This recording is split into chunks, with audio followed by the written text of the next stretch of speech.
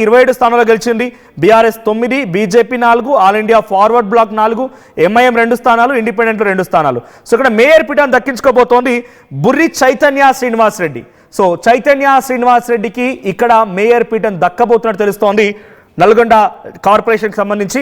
So Nalgonda కార్పొరేషన్లో ఇంకా ఎటువంటి అప్డేట్స్ ఉన్నాయి, నల్గొండకు సంబంధించి ఇంకేమేమి విషయాలు ఉన్నాయి, మున్సిపల్ కార్పొరేషన్ పరిధిలో ఎటువంటి స్విచ్చింగ్స్ ఉన్నాయి, పార్టీ మార్పులు ఎలా ఉన్నాయి తెలుసుకుందాం. మనతో పాటుగా మా ప్రతినిధి మధు జాయిన్ అవుతున్నారు. మధు, సో నల్గొండ మున్సిపల్ కార్పొరేషన్కి సంబంధించి ఎటువంటి మార్పు చేర్పులు ఉన్నాయి, పార్టీల కండువాలు ఏ రకంగా మారాయి, అప్డేట్స్ ఏంటి? ఎగ్జాక్ట్లీ దాదాపు నల్గొండలో కాంగ్రెస్ పైచేయి సాధించినటువంటి సిచ్యువేషన్ కనిపిస్తోంది. మొత్తం 48లో Congress 27, BRS 9, BJP 4, AIFB all India forward bloc వచ్చేసి 4, ఎంఐఎం 2 స్థానాలను దక్కించుకుంటే మొత్తం ఓవరాల్ గా ఇంకొక 2 ఇండిపెండెంట్స్ 2 ఉన్నారు. బుర్రి చైతన్య శ్రీనివాస్ రెడ్డి మేయర్ పీఠం దక్కించుకున్నట్టుగా తెలుస్తా ఉంది. మొదటి నుంచి కూడా అక్కడ కాస్త ఎక్కువగానే ఫోకస్ చేసినటువంటి పరిస్థితి. మున్సిపల్ ఎన్నికల్లో పెద్ద ఎత్తున మంత్రులు కానీ ఎమ్మెల్యేలు కానీ దీనిపైన కొన్ని చోట్ల ఏకగ్రీవం కూడా చేసుకున్నటువంటి సిచ్యువేషన్ ఉంది. కొన్ని వార్డుల్లో కొంతమంది సంబంధించినటువంటి దాంట్లో కాంగ్రెస్ కాస్త అధికార పార్టీ ముందు వరుసలో కనిపించినట్టుగా కనిపించింది. నల్గొండలో పూర్తి స్థాయిలో కాంగ్రెస్ పెద్ద స్థాయిలో ప్రభావం చూపినటువంటి సిచ్యువేషన్ కనిపించింది. కాస్త మొదటి నుంచి కూడా కాంగ్రెస్ కి కాస్త కంచుకోటగానే ఉన్నటువంటి పరిస్థితి. కాకపోతే 2014లో 2018వ సంవత్సరంలో మాత్రం కాస్త ఒడిదుడుకులు ఎదుర్కొన్న తర్వాత జరుగుతున్నటువంటి ఎన్నికల్లో పూర్తి స్థాయిలో పట్టు సాధించబోతా ఉంది అన్ని ఎన్నికల్లో. సో ఇప్పుడు కూడా సర్పంచ్ తో పాటు మున్సిపల్ ఎన్నికలకు, మొన్న సర్పంచ్ ఎన్నికల్లో కూడా రాష్ట్ర వ్యాప్తంగా జరిగినటువంటి సర్పంచ్ స్థానాలలో ఎక్కువగా నల్గొండ నుంచే గెలిచినటువంటి సిచ్యువేషన్ కనిపించింది. సో ఈసారి మున్సిపల్ లో కూడా పెద్ద ఎత్తున కనిపించింది. మొత్తానికి బుర్రి చైతన్య శ్రీనివాస్ రెడ్డి ఆయన కార్పొరేషన్ సంబంధించినటువంటి దాంట్లో ఆయన మేయర్ గానున్నారు. అంశానికి సంబంధించి right, please be on hold mother, get back to again. So Nalgonda మున్సిపాలిటీలు కూడా ఉన్నాయి. నల్గొండలో 17 మున్సిపాలిటీలు ఉంటే 15 కాంగ్రెస్ కైవసం చేసుకుంది, ఒక్క దగ్గర బీఆర్ఎస్ కైవసం చేసుకుంది తిరుమలగిరి, ఆ తర్వాత తుంగతుర్తి నియోజకవర్గం అది కూడా. ఇక ఒకటి హంగు కొనసాగుతోంది.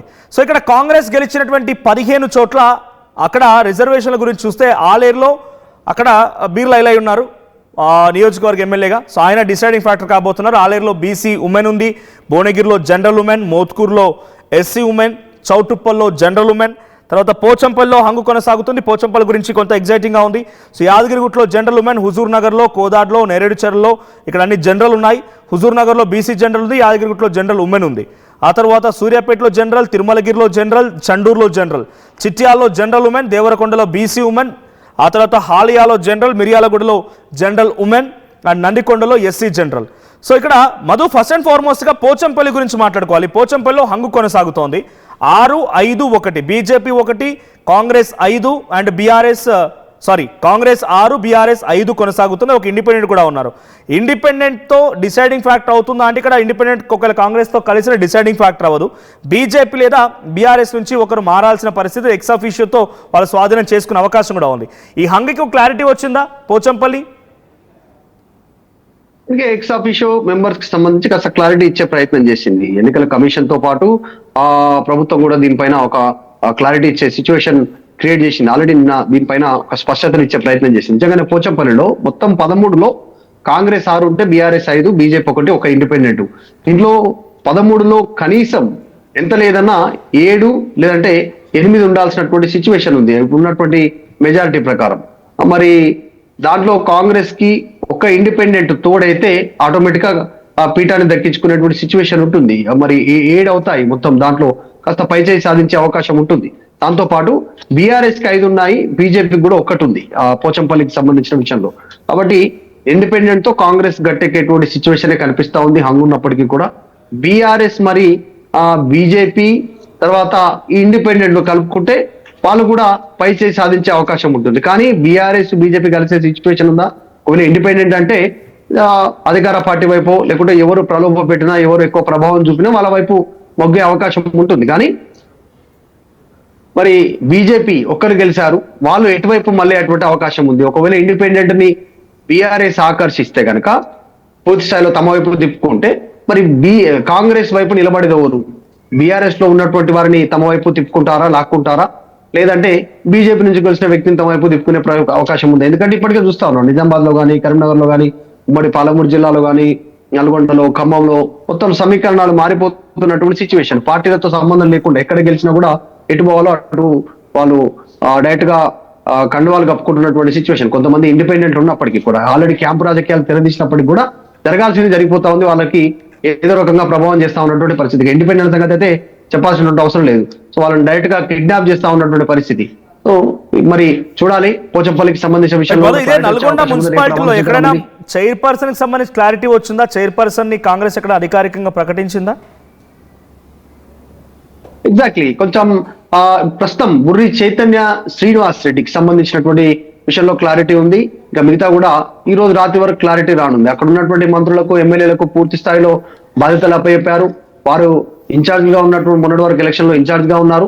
సో వారి ఆధ్వర్యంలోనే పూర్తి స్థాయి ఎన్నికలు జరిగాయి, వారి కనుసనలోనే జరిగాయి కాబట్టి వారికే అప్పచెప్పారు. ఇప్పటికే కొన్ని జిల్లాలు క్రిటికల్ గా ఉన్నటువంటి వారిని క్యాంపు రాజకీయాలు తెరదీశారు కాబట్టి ఈజీగా ఉన్నటువంటి ప్రాంతాల్లో మాత్రం మానిటరింగ్ చేస్తా ఉన్నారు. పోటీ ఎక్కువగా ఉంది వారందరి విషయంలో. ఆశావాహులు చాలా మంది కావాలనేటువంటి ఆశతో ఉన్నారు కాబట్టి ఒక ఫైనలైజ్ చేసేటువంటి సిచ్యువేషన్ అయితే కనిపిస్తా ఉంది. Right, coming back to Rangareddy మాట్లాడుకుందాం. మధు, రంగారెడ్డిలో 13 మున్సిపాలిటీలు ఉన్నాయి. ఈ 13 మున్సిపాలిటీలో 6 చోట్ల హంగ్ ఉంది. ఆమన్గల్, మొయినాబాద్, పరిగి, వికారాబాద్, ఆలియాబాద్ అండ్ ఎల్లంపేట. సో ఇక్కడ ఎక్కడైనా క్లారిటీ వచ్చిందా? హంగు క్లారిటీ ఉందా? తర్వాత ఇక్కడ మొత్తంగా బీఆర్ఎస్ గెలిచింది 3 స్థానాలు, కాంగ్రెస్ గెలిచింది 8 స్థానాలు. ఇక్కడ హంగుకు క్లారిటీ వస్తే ఎవరి వైపుగా ఎడ్జుండి బీఆర్ఎస్ లేదా కాంగ్రెస్ ఈ 6 స్థానాల్లో ఎవరు ఎక్కువగా దక్కించుకునే అవకాశం ఉంది? ఏదైనా చైర్పర్సన్ గురించి క్లారిటీ వచ్చిందా? ఎగ్జాక్ట్లీ ఇప్పుడు షాద్నగర్ చూస్తే దాదాపు కాంగ్రెస్ పైచేయి సాధించినటువంటి పరిస్థితి. ఇందాక చెప్పినట్టుగా పోటీ ఎక్కువగానే ఉంది. పేర్లు ఫైనలైజ్ కావాల్సినటువంటి అవసరం ఉంది. పోటీ తీవ్రంగా ఉన్నటువంటిది. హంగు విషయంలో ఆమన్గల్ విషయానికి వస్తే మొత్తం 17లో 8 బీఆర్ఎస్ గెలిచింది. ఆల్రెడీ బీఆర్ఎస్ కైవసం అయిపోయినటువంటి సిచ్యువేషన్ కనిపిస్తా ఉంది. జనరల్ గా 8 ఉంటే చాలు బీఆర్ఎస్ ముందుకు పోయి ఏమైనా చీలికలు వస్తే తప్ప. కాంగ్రెస్ చాలా పేలవమైనటువంటి ప్రదర్శన ఉంది. ఆమన్గల్లో 1 మాత్రమే గెలిచింది. బీజేపీ 6 వచ్చాయి. బీజేపీ స్ట్రాంగ్ ఉన్నప్పటికీ కూడా అక్కడ సాధారణంగా ఆచారి బీజేపీ స్ట్రాంగ్ గానే ఉంటది. కానీ జయపాల్ యాదవ్ కాస్త ప్రభావం ఎక్కువగానే కనిపించింది ఈ మున్సిపల్ ఎన్నికల్లో. మొన్న జరిగినటువంటి ప్రభావంలో మొన్న ఎమ్మెల్యే, కాంగ్రెస్ ఎమ్మెల్యే గెలిచారు కానీ బీఆర్ఎస్ నుంచి పోయి టికెట్ తీసుకొని గెలిచినప్పటికి కూడా ఆ ప్రభావం ఎందుకో ఆమన్గల్లో కాస్త కాంగ్రెస్ చతికిల పడిపోయినట్టుగా కనిపిస్తా ఉంది. ఇక హంగకు సంబంధించినటువంటి మొయినాబాద్, ఇది అత్యంత కీలకంగా భావిస్తా ఉన్నారు. మొత్తం 26 వార్డుల్లో కాంగ్రెస్ 10 గెలిచింది, బీఆర్ఎస్ 7, బీజేపీ 4, ఇండిపెండెంట్స్ 5 గెలిచినటువంటి పరిస్థితి. సో ఇండిపెండెంట్స్ దాదాపు కీలకం. ఇండిపెండెంట్స్ అధికార పార్టీ వైపే మొగ్గు చెప్తా ఉన్నారు రాష్ట్ర వ్యాప్తంగా ఎక్కడ చూస్తే ఏ జిల్లాలో కూడా.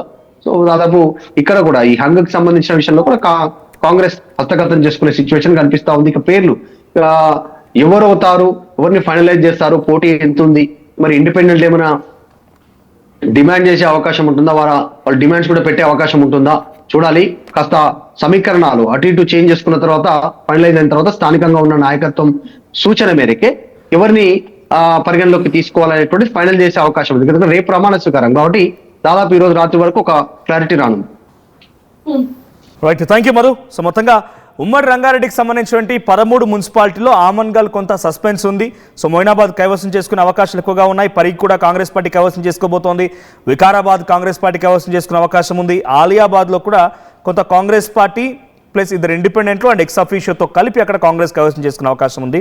సో ఎల్లంపేటలో మాత్రం మల్లారెడ్డి చాలా తీవ్రంగా ప్రయత్నం చేస్తున్నారంటే ఎల్లంపేటలో ఎలాగైనా సరే మల్లారెడ్డి దాన్ని బీఆర్ఎస్ పార్టీ ఖాతాలో వేయాలని చాలా తీవ్రంగా కృషి చేస్తూ ఉన్నారు. సో మరోవైపు కమింగ్ బ్యాక్ టు మెదక్ సంబంధించి మనం చూస్తే మెదక్లో 19 మున్సిపాలిటీలు ఉన్నాయి. 19 మున్సిపాలిటీలతో ఇప్పుడు 7 హంగు కొనసాగుతోంది. 6 కాంగ్రెస్ ఉంది, 6 బీఆర్ఎస్ పార్టీ గెలిచింది. రైట్, 7 చోట్ల హంగున సిచ్యువేషన్లో ఇస్నాపూర్, ఇంద్రేశం, జిన్నారం, కోహిర్, జహీరాబాద్, మెదక్, నర్సాపూర్. ఇక్కడ ఏం జరగబోతోందో తెలుసుకుందాం. సో 6 కాంగ్రెస్ పార్టీ ఎవరెవరికి ఏ రకమైనటువంటి అవకాశాలు కల్పించింది, చైర్పర్సన్ ఎవరైతే తెలుసుకుని ప్రయత్నించేద్దాం. సో ఇస్నాపూర్లో జనరల్ ఉమెన్ ఉంది, ఇంద్రేశంలో ఎస్సీ ఉమెన్ ఉంది, జిన్నారంలో బీసీ జనరల్ కొనసాగుతుంది, గుమ్మడిదలలో బీసీ జనరల్, గడ్డిపోతారంలో ఎస్సీ ఉమెన్ ఉంది, సదాశివపేటలో జనరల్ ఉమెన్, సంగారెడ్డిలో జనరల్ ఉమెన్, ఆందోళ్ జోగిపేటలో కాంగ్రెస్ గెలిచింది, అక్కడ జనరల్ని కైవసం చేసుకోబోతోంది. సో కోహిర్లో ఎస్సీ జనరల్ రిజర్వేషన్ ఉంది చైర్పర్సన్ కోసం, నారాయణఖేడ్లో జనరల్ ఉంది, కాంగ్రెస్ కైవసం చేసుకుని జహీరాబాద్లో హంగు కొనసాగుతోంది. బీసీ జనరల్ రిజర్వేషన్ ఉంది చైర్పర్సన్ పీఠం కోసం. మెదక్లో బీసీ ఉమెన్ అక్కడ కూడా హంగు ఉంది. తర్వాత నర్సాపూర్లో హంగు కొనసాగుతుంది జనరల్ ఉమెన్. రామాయంపేటలో కాంగ్రెస్ పార్టీ గెలుపొందింది, జనరల్ ఉమెన్ అక్కడ చైర్పర్సన్ కాబోతున్నారు. ఇక తూప్రాన్లో బీఆర్ఎస్ కైవసం చేసుకుంది, అక్కడ జనరల్ ఉమెన్ చైర్పర్సన్ పీఠం దక్కించుకోబోతున్నారు. దుబ్బాకలో బీఆర్ఎస్ కైవసం చేసుకుంది, బీసీ ఉమెన్ అక్కడ చైర్పర్సన్ పీఠం దక్కించుకోబోతున్నారు. దుబ్బాక బీఆర్ఎస్ గెలిచింది, గజ్వేల్లో బీఆర్ఎస్ గెలిచింది, బీసీ ఉమెన్ చైర్పర్సన్ పీఠం కైవసం చేసుకోబోతున్నారు. హుస్నాబాద్లో ఎస్సీ జనరల్, అది కరీంనగర్కి సంబంధించి, సో అక్కడ కరీంనగర్ ఇంకా సస్పెన్స్ ఉంది. సో చేరియాలకు సంబంధించి కూడా బీఆర్ఎస్ పార్టీ గెలుపొందింది, ఎస్సీ ఉమెన్ అక్కడ చైర్పర్సన్ పీఠం దక్కించుకోబోతున్నారు. సో మహేష్ సిద్ధంగా ఉన్నారు ఫోన్ లైన్లో. మహేష్, సో మెదక్ సంబంధించి 7 హంగులు ఉన్నాయి. ఇంకా ఈ హంగుల్లో ఏదైనా క్లారిటీ వచ్చిందా? అక్కడ ఎవరైనా చైర్పర్సన్ పీఠానికి సంబంధించి అఫీషియల్ అనౌన్స్మెంట్ జరిగిందా? ఖచ్చితంగా మనది ఉమ్మడి మెదక్ జిల్లాలో సంబంధించిన 6 మున్సిపల్ పీఠాలపై కొనసాగుతున్న ఉత్కంఠగా చెప్పుకోవచ్చు. ఇప్పటికైతే ఒకటైతే క్లియర్ అయినట్టు మనకు తెలిసింది, మున్సిపల్ చైర్మన్ సీటు దక్కించుకునేందుకు వ్యూహాలు రచిస్తున్న కాంగ్రెస్ బీఆర్ఎస్ పార్టీగా చెప్పుకోవచ్చు.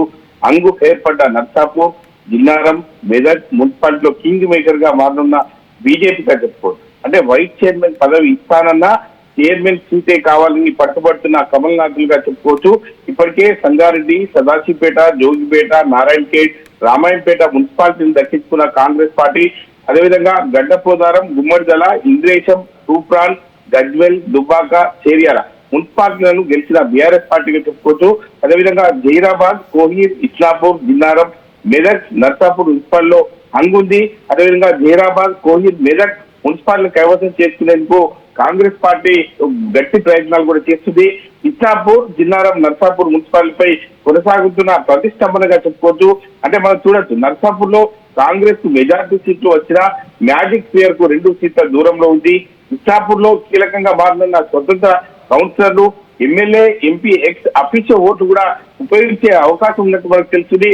జిన్నారంలో మనం చూడొచ్చు, ఇప్పటికే బీజేపీ కౌన్సిలర్లు కాంగ్రెస్ బీఆర్ఎస్ పార్టీ ఎవరికి మద్దతు ఇస్తే వారిదే చైర్మన్ పీఠం అని చెప్పి తెలుస్తుంది. మనకి ఇప్పుడే తెలుస్తుంది, అంటే జిన్నారం సంబంధించి ఇటు బీఆర్ఎస్ పార్టీకి చైర్మన్ పదవి వస్తే ఇటు బీజేపీకి వైస్ చైర్మన్ వరించినట్టు మనకు తెలుస్తుంది. ఇప్పటికే గూడెం మైపాల్ రెడ్డి కూడా వారితో మాట్లాడినట్టు తెలుస్తుంది. దీనికి సంబంధించి ఇప్పటికే పూర్తి సమాచారం కూడా వచ్చినట్టు మనకు తెలుస్తుంది. మనం చూడొచ్చు, అంటే ఇక్కడ చూడొచ్చు, మనం ప్రధానంగా చూసుకున్నట్లయితే జిన్నారంలో 20 వార్డులకు గాను 8 బీఆర్ఎస్ ఉంది, 6 కాంగ్రెస్ ఉంది, 4 బీజేపీ ఉంది, ఇటు 2 ఇండిపెండెంట్లు ఉన్నాయి. ఈ యొక్క 8కి 4 బీజేపీ జత కట్టడంతో ఇది సంబంధించిన ఎవరైతే బీఆర్ఎస్ పార్టీ చైర్మన్ పదవి దక్కే అవకాశం ఉంది, అదేవిధంగా బీజేపీకి వైస్ చైర్మన్ పదవి దక్కే అవకాశం ఉన్నట్టు మనకు తెలుస్తుంది. మరో విధంగా చూసుకున్నట్టే సంగారెడ్డి జిల్లాలోని నారాయణఖేడ్ మున్సిపాలిటీ 8వ వార్డు అభ్యర్థి గెలిచిన నారాయణఖేడ్ మున్సిపల్ చైర్మన్ నగేష్ కుమార్ షెట్కార్ని ఇప్పటికే ప్రకటించడం జరిగింది. అదేవిధంగా సంగారెడ్డిలో ఇప్పటికే జగ్గారెడ్డి ప్రచారంలోనే చెప్పడం జరిగింది, మున్సిపల్ చైర్మన్ పేర్లను, వైస్ చైర్మన్ పేర్లను కూడా అనౌన్స్ చేసిన పరిస్థితి. మున్సిపల్ చైర్మన్ పూల వనిత సంతోష్, అదేవిధంగా వైస్ చైర్పర్సన్ షేక్ షఫీ హఫీజ్ ను కాంగ్రెస్ పార్టీ డిక్లేర్ చేసింది. అదేవిధంగా సదాశివపేట మున్సిపాలిటీలో మునిపల్లి అండమ్మ సత్యనారాయణ, అదేవిధంగా వైస్ చైర్మన్ రేణుక చిరు ఇద్దరిని కూడా అనౌన్స్ చేసిన పరిస్థితి. అంటే మరో విధంగా గడ్జల్ సంబంధించి ప్రజాపూర్ మున్సిపల్ చైర్మన్ పాలక వర్గం చెందిన ప్రమాణ స్వీకారోత్సవానికి ముఖ్య అతిథిగా మాజీ ముఖ్యమంత్రి గజ్వేల్ ఎమ్మెల్యే కేసీఆర్ పాల్గొనే అవకాశం ఉన్నట్టు మనకు తెలిసింది. ఇది గజ్వేల్లో కూడా ఖచ్చితంగా ఈ యొక్క పావులు కడుతున్నారు. అంటే ప్రధానంగా చూసుకోవచ్చు, అక్కడ ఇటు హరీష్ వర్గం అని, అదేవిధంగా ఇటు వంటేరు ప్రతాప్ రెడ్డి వర్గం అని చెప్పి ప్రధానంగా డిస్కస్ చేస్తున్నారు. ఇందులో హరీష్ వర్గానికి సంబంధించిన కళ్యాణ్ కార్ పద్మాబాయి నరసింహరావు ఉద్యమకారుడుగా 10వ వార్డు గెలుపొందిన అభ్యర్థి మాజీ మంత్రి హరీష్ రావు పూర్తి మద్దతున్నట్టు తెలుస్తుంది. మరోవైపు చూస్తున్నట్టయితే 19వ వార్డు బీఆర్ఎస్ పార్టీ నుండి గెలిచిన గంగిశెట్టి చందన రవీందర్ 2వసారి కౌన్సిలర్ గా గెలిచారు. వంటేరు ప్రతాప్ రెడ్డి వర్గమైనటువంటి ఈ ఒక్కరు గంగిశెట్టి చందన ఒకరు, వీరికి వంటేరు ప్రతాప్ రెడ్డి మద్దతు తెలిసినట్టు తెలిసింది. అదేవిధంగా మరో పక్క చూస్తున్నట్లయితే ఇటు మున్సిపల్ ఎన్నికల్లో గెలిచిన అభ్యర్థికు సీటుకు కాంగ్రెస్ నుండి దొంతి లక్ష్మి మరియు కానుక రాజుగా భూపతిరాజ్ పోటీ పడుతున్నారు. టీఆర్ఎస్ పార్టీని చైర్మన్ పదవికి 3వ వార్డు అభ్యర్థి స్వరూప విశ్వం బరిలో ఉండగా నూతనంగా ఎన్నుకోబడ్డ అభ్యర్థులు కూడా బరిలో ఉన్నట్టు తెలిసింది. బీజేపీ పార్టీ నుండి వైస్ చైర్మన్ ఇప్ప బాను బరిలో ఉన్నట్టు మనకు తెలిసింది. అంటే ఈ సంబంధించిన చూసుకున్నట్టే మెదక్ నుంచి ఇటువంటి సంబంధించిన సమాచారం మనకు తెలిసింది. ఏది ఏమైనప్పటికీ ఉమ్మడి మెదక్ జిల్లాలో ఈ యొక్క హంగుకు సంబంధించి ఎవరు కూడా బయటికి ఈ యొక్క పబ్లిసిటీ చేయడం లేదు. ఎందుకంటే అక్కడికి పోయేంత వరకు కూడా ఎవరు అంటే చైర్మన్ స్థానాన్ని ఒకటి డిసైడ్ చేస్తే అది ఇప్పటికే ఇక్కడ జంప్ అయ్యే అవకాశం ఉందని చెప్పి ఇప్పటికైతే బయటికి పెట్టే పరిస్థితి మనకి లేదు. అంటే దీనికి సంబంధించి అక్కడ ఎక్కడైతే సీల్ కవర్ ఎక్కడైతే ఓపెన్ చేస్తే అక్కడనే చైర్మన్ అనౌన్స్ అయ్యే అవకాశం ఉన్నట్టు మనకు తెలుస్తుంది. అంటే ఎక్కడ వెళ్లకుండా అవకాశం ఉండకుండా ఇక్కడే అంతర్గతంగా చర్చలు జరగకుండానే సీల్ కవర్ లో బీఆర్ఎస్ పార్టీ సంబంధించిన వాళ్ళకు సీల్ కవర్ లో వస్తుంది. అదేవిధంగా కాంగ్రెస్ పార్టీ వారికి కాంగ్రెస్ సీల్ కవర్ వస్తుంది అన్నట్టు వాళ్ళను సంధాయిస్తున్నారు. మున్సిపల్ కౌన్సిలర్ గెలిచిన వారికి అది అందరికి కూడా ఈ యొక్క అంతర్గతంగా ఒక ఇచ్చేటువంటి కానుకలు కావచ్చు ఏవైనా కూడా అంతర్గతంగానే చర్చకు దారి తీస్తుంది. మీరు మాత్రం బయటికి ఎక్కడ కూడా ఇటువంటి సంఘటనలు ఎక్కడ కూడా డిస్కస్ చేస్తలేరు. ఇందులో ఎక్కడైతే క్యాంపు రాజకీయాలు చేస్తున్నారో అక్కడనే ఇటువంటి డిసైడ్ చేస్తున్న పరిస్థితి ఉంది. మనకు రేపటి రోజు వచ్చేటువంటి సందర్భాన్ని బట్టి మనము చూడాల్సి ఉంటుంది. మనకు రైట్, థ్యాంక్ యూ మహేష్. మొత్తంగా ఇటు ఉమ్మడి మెదక్ జిల్లాకు సంబంధించి ఉన్నటువంటి మున్సిపాలిటీల్లో 7 హంగ్ కొనసాగుతున్నాయి. ఇంకా ఈ హంగుల్లో కొంత సంగారెడ్డి అండ్ సదాశివపేటలో క్లారిటీ వచ్చింది. సదాశివపేటలో అంజమ్మ సత్యనారాయణ మున్సిపల్ చైర్పర్సన్ కాబోతున్నారు. అటు సంగారెడ్డికి సంబంధించి పూల వనితా సంతోష్ కూడా చైర్పర్సన్ కాబోతున్నారు. ఇటు జిన్నారం అండ్ ఇంద్రేషన్లో బీఆర్ఎస్ పార్టీ కైవసం చేసుకునే అవకాశం ఉంది. అటు ఇస్నాపూర్ను కూడా కైవసం చేసుకోవడం కోసం ప్రయత్నం చేస్తోంది. గజ్వేల్లో 2 పేర్లు ప్రధానంగా వినబడుతున్నాయి, పద్మాబాయ్ అండ్ చందన రవీందర్ అని చెప్పి.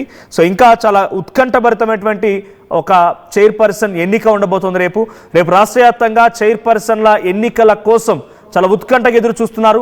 ఇప్పటికే క్యాంప్ రాజకీయాలు నడుస్తూ ఉన్నాయి. రాత్రి వారంతా బయలుదేరే అవకాశం, తెల్లవారుజామున బయలుదేరి అంతా కూడా రేపు 10:30 సమయానికల్లా మున్సిపాలిటీ ఆఫీస్కి వెళ్ళే అవకాశం ఉంది. సో మున్సిపల్ ఆఫీస్కి వెళ్ళి అక్కడ చైర్పర్సన్ ఎవరు అవుతారు ఏంటి అనేది బయటపడే అవకాశం ఉంది. ఇది డీటెయిల్డ్గా ఆర్టీవీ మొత్తంగా 116 మున్సిపాలిటీలు 7 కార్పొరేషన్లో చాలా డీటెయిల్డ్గా చైర్పర్సన్ ఎవరు రాబోతున్నారు, ఎవరు ఎటువంటి హంగు ఉంది, హంగుని ఎలా క్లారిటీ ఇవ్వబోతున్నారని చెప్పి ప్రయత్నం చేశాం. సో మొత్తంగా మీ మున్సిపాలిటీ పరిధిలో చైర్పర్సన్ ఎవరైతే బాగుంటుంది, లేదా అటు ఇటుగా పార్టీలు మారిన వారికి ఎంత రేట్లు పలికాయి, మీ దగ్గర ఏం చర్చ జరుగుతోంది, కాంగ్రెస్, బీఆర్ఎస్, బీజేపీ ఈ మూడిట్లో ఏ పార్టీ అక్కడ చైర్మన్ పదవిని రాబట్టబోతోంది, కామెంట్ చేయండి.